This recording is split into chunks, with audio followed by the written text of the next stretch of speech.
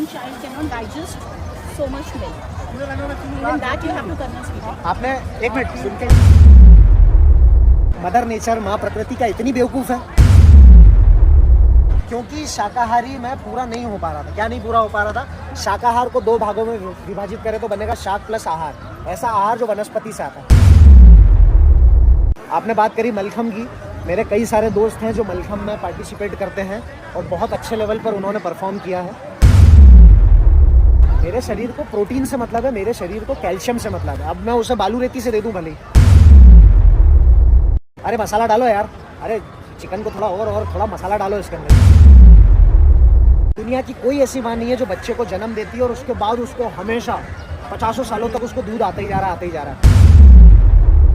मैं वीगन हूँ तो मैं महान हो गया और ये देखो ये मांस खा रहे तो ये राक्षस हो गया। पहले मुझे ये चीज़ समझना होगी कि इस टर्म की ज़रूरत क्यों पड़ी। हमारा काम तो शाकाहारी में चल रहा था, वेजिटेरियन में हमारा काम चल रहा था। वेजिटेरियन आदमी सब्जी भाजी तो खाता है लेकिन वो दूध कंज्यूम करता है। दूध एक एनिमल प्रोडक्ट है, जो दूध है गाय भैंसों का वो एनिमल प्रोडक्ट है। एक शाकाहारी आदमी चमड़े का जूता पहनता है, घोड़े की सवारी करता है ना। वीगन को क्यों आना पड़ा, वीगन शब्द की या वीगन लाइफस्टाइल की ज़रूरत क्यों पड़ी? क्योंकि शाकाहारी मैं पूरा नहीं हो पा रहा था। क्या नहीं पूरा हो पा रहा था? शाकाहार को दो भागों में विभाजित करें तो बनेगा शाक प्लस आहार, ऐसा आहार जो वनस्पति से आता है। अभी तो आपने सिर्फ आहार की बात करी, मैं चमड़े का जैकेट पहन के घूम रहा हूँ या मैं घुड़सवारी कर रहा हूँ, इसकी बात कौन करेगा? तो कई सारे शाकाहारी लोग हैं जिनको ऐसा प्राउड महसूस होता है कि अरे यार हम शाकाहारी हैं तो हम कुछ बहुत बड़ा काम कर रहे हैं। हमने चमड़े का जूता पहन के अगर सब्जी भाजी खा भी ली तो वो जो चमड़े का जूता है या वो जो भी चीज़ है वो कहीं ना कहीं आई किसी एनिमल से है, किसी ना किसी जानवर को परेशान करके आई है। इसीलिए वीगन शब्द को या वीगन लाइफस्टाइल को आना पड़ा कि हमको जानवर को उस नज़र से देखना बंद करना है कि इस जानवर से मुझे कुछ मिल रहा है ना। और 2024 में आज हम इस जगह पर खड़े हैं कि हम बिना किसी एनिमल प्रोडक्ट का इस्तेमाल किए एक स्वस्थ जीवन जी सकते हैं, जिसमें हमको इधर से उधर जाना हो तो किसी जानवर की ज़रूरत नहीं है, हमको कुछ खाना हो तो जानवर की ज़रूरत नहीं है, हमको कुछ पहनना हो तो जानवर की ज़रूरत नहीं है। आपने बात करी मलखम की, मेरे कई सारे दोस्त हैं जो मलखम में पार्टिसिपेट करते हैं और बहुत अच्छे लेवल पर उन्होंने परफॉर्म किया है। जैसा आपने बताया था एकलव्य पुरस्कार मिला है चंद्रशेखर चौहान को, है ना। वो वेजिटेरियन है, डेयरी वगैरह कंज्यूम करते हैं, वो ठीक है, उनको जैसे जैसे वो चीज़ पता चल जाएगी वो भी बंद कर देंगे। एक शाश्वत देवड़ा, वो भी बहुत अच्छा मलखम आर्टिस्ट है, मेरा दोस्त है, वो शाकाहारी है, उसने कभी मीट कंज्यूम नहीं किया, ठीक है। तो ऐसा नहीं है कि मैं मीट कंज्यूम करना बंद कर दूंगा या मैं डेयरी कंज्यूम करना बंद कर दूंगा तो मैं जिम में जाके बॉडी नहीं बना पाऊंगा या मैं मलखम नहीं कर पाऊंगा, मीटर की जो स्प्रिंट होती है वो स्प्रिंट नहीं कर पाऊंगा या खो खो नहीं खेल पाऊंगा, टेबल टेनिस नहीं खेल पाऊंगा। हम वो सारी चीज़ें कर सकते हैं, बस हमको अपने पोषण का ध्यान रखना है कि जो चीज़ें मुझे लग रहा है कि मुझे दूध से कैल्शियम मिल रहा है ना, नो डाउट मिल रहा होगा, मुझे लग रहा है मीट से प्रोटीन मिल रहा होगा, ठीक है, लेकिन मेरे शरीर को क्या मतलब उससे? मेरे शरीर को प्रोटीन से मतलब है, मेरे शरीर को कैल्शियम से मतलब है। अब मैं उसे बालू रेती से दे दूं भले ही, फॉर एग्जांपल, नहीं मिलेगा। मैं पत्थर से दे दूं उसको प्रोटीन, मेरे शरीर को प्रोटीन से मतलब है, कहाँ से आया उससे मतलब नहीं है। जो कहाँ से आया उससे मेरी ज़बान को मतलब होता है ना। अरे मसाला डालो यार, अरे चिकन को थोड़ा मसाला डालो इसके अंदर। ये क्यों करते हैं हम? क्योंकि मेरी ज़बान को उससे मतलब है। चिकन में जितना प्रोटीन है वो बड़ी आसानी से मेरे को अनाज से मिल जाएगा। मैंने मेरी पूरी ज़िंदगी में कभी मांस नहीं खाया, अच्छे से वर्कआउट करता हूँ, 4 साल हो चुका है दूध और दूध से बनी सारी चीज़ें बंद किए हुए, अभी भी वर्कआउट कर लेता हूँ। जो हमको बचपन में सिखा दी गई थी क्या अरे अब तुमने मम्मी का दूध पीना बंद कर दिया, आप सुनो गाय भैंसों का दूध पियो। लॉजिक क्या बन रहा है इस चीज़ का? एक माँ दूध कब बनाती है? कोई भी माँ दूध कब बनाती है?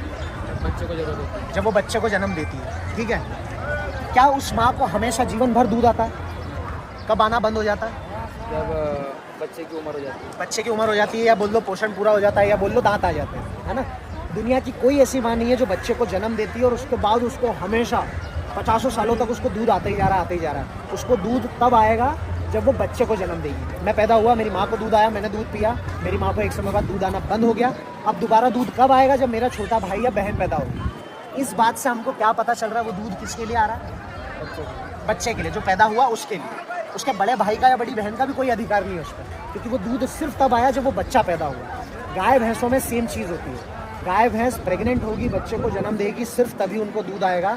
एक समय बाद दूध आना बंद हो जाएगा। अब दोबारा गाय भैंसें सिर्फ तब दूध देंगी जब वो दोबारा बच्चे को जन्म देगी। मदर नेचर मुझे क्या मैसेज दे रही है? सारी किताबें हटा दो, दुनिया की जितनी भी चीज़ें सब हटा दो साइड में। मदर नेचर मुझे साफ साफ क्या मैसेज दे रही है?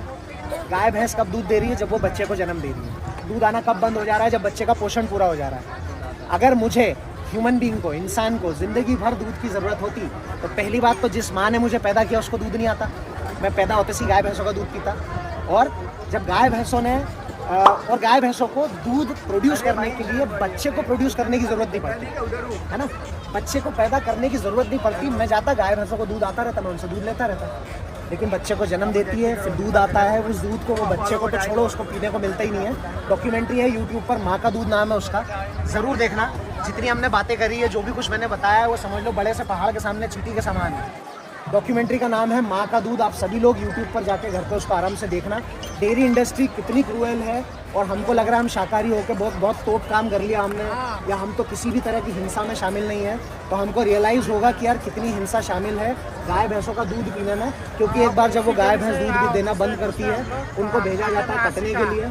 इसीलिए भारत बीफ एक्सपोर्ट में गाय भैंसों के मांस के निर्यात में कभी दूसरे नंबर पर, कभी तीसरे नंबर पर है। तो वीगन जीवन शैली कोई सुपीरियरिटी कॉम्प्लेक्स वाली बात नहीं है। वीगन जीवन शैली आपको महान बनाने वाली बात नहीं है कि अरे देखो मैं वीगन हूँ तो मैं महान हो गया, और ये देखो ये मांस खा रहे तो ये राक्षस हो गया। ऐसी बात नहीं है। कॉन्शियस डिसीजन, हमारे पास जो सबसे सुंदर सहूलियत दी है मदर नेचर ने, क्या है कि हम चुन सकते हैं। आपने चुना, ये जितने लोग खड़े हैं, मैंने इनको पैसे तो नहीं दिए कि आओ मेरी बात सुनो। उनको लगा कि चलो सुनना चाहिए, अपनी मर्जी से खड़े हो यहाँ पर, है ना। तो हम चुन सकते हैं, इतनी बड़ी सहूलियत है हमारे पास, तो क्यों ना अच्छा चुनाव करें। दिख रहा है पशु को काटने में हिंसा है, तड़प रहा है, मर रहा है, चलो मैं बंद कर देती हूँ। जी जी, उनके बच्चे का हक है, but one child can not digest so much milk, even that you have to convince. आपने एक मिनट सुन के जाइए। अरे तो जैसा उन्होंने कहा कि एक बच्चा, अब ऐसा होता है कि आते हैं और बोल के निकल जाता है, वो सवाल जवाब सुनने के लिए तैयार ही नहीं है। खैर, तो उनका ऐसा कहना है कि एक बच्चा ज़्यादा दूध डाइजेस्ट नहीं कर पाएगा, गाय भैंसों का बच्चा ज़्यादा दूध डाइजेस्ट नहीं कर पाएगा। मदर नेचर, चलो मैं बोल रहा हूँ इंसानों को सबको साइड में हटा दो। मदर नेचर, माँ प्रकृति का इतनी बेवकूफ़ है कि वो एक ऐसी प्रजाति को बनाएगी जिसको ज़्यादा दूध आएगा और उसी का बच्चा ज़्यादा दूध पीने से मर जाएगा या उसको दस्त लग जाएंगे। मुझे तो नहीं लगता इतनी बेवकूफ़ है ना। प्रकृति ने संतुलन बना के भेजा था, हम बिगाड़ते हैं उसको। कोई शेरनी कभी ज़्यादा दूध बनाती, कभी खबर आई ऐसी जंगल में एक नवजात बाघ की आज ही पैदा हुआ और उसकी मौत हो गई, शेरनी का ज़्यादा दूध पी लिया था उसने, या हिरणी का या गधी का ज़्यादा दूध पीने से गधे की मौत हो गई। नहीं होता ना ऐसा। गाय भैंसों के साथ ऐसा क्यों होता है? और लॉजिकली चले अगर देखें तो गाय कितना बड़ा जानवर है, उसका बच्चा भी आपसे हमसे बहुत बड़ा पैदा होता है, बड़ा बच्चा पैदा होता है। भाई वो पिएगा पूरा दूध, आप पीने तो दो उसको। आप उसका एपेटाइट ही डेवलप नहीं करने दोगे, उसकी पाचन क्रिया को डेवलप ही नहीं होने दोगे। शुरू से ही उसको 1 थन का दूध पिलाओगे और एक दिन अगर जाकर के वो 4 थन का दूध पी लेगा, क्योंकि भूख लग रही ना, उसको पी लेगा, तो हो सकता है उसको डायरिया हो जाए, हो सकता है उसको दस्त लग जाए। लेकिन हम एक माँ और एक बच्चे के बीच में आ गए ना। क्यों? क्योंकि हमको बता दिया कि गाय भैंसों का दूध पीना होता है, जबकि मेरा पोषण तो बचपन में पूरा हो गया था जब मैंने मेरी माँ का दूध पिया था।